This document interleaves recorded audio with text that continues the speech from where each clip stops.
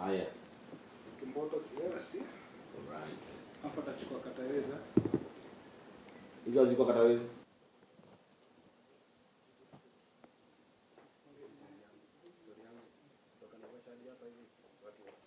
Nilikuwa na watch Citizen TV. Nikapata watu wenye wanawini, watu wanatoka mostly huko kwenye wengine hata nawajua. Nikasema let me try my luck.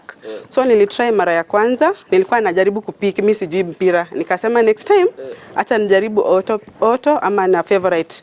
So nikaeka favorite ya kwanza, nilibet mara 3. Favorite ya kwanza nikaeka 49, ya pili 49, alafu ingine nikaeka auto. Nikapigiwa simu. Alright.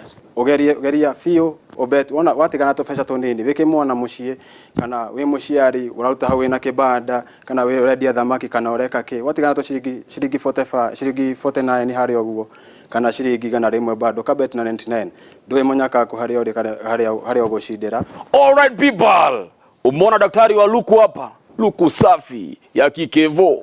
Umeona daktari wa mifugo hapa, bas mayut time yenyu imefika. Nimekuwa nikingojea mtatoka lini, wapi mumefika, si ndio? Tuendelee hivyo. Kevo na Pauline wamepata yao 11 out of 13 kwenye midweek jackpot ya Shabiki. Sawa sawa. Yeye amesema alichambua, anajiamini, weka.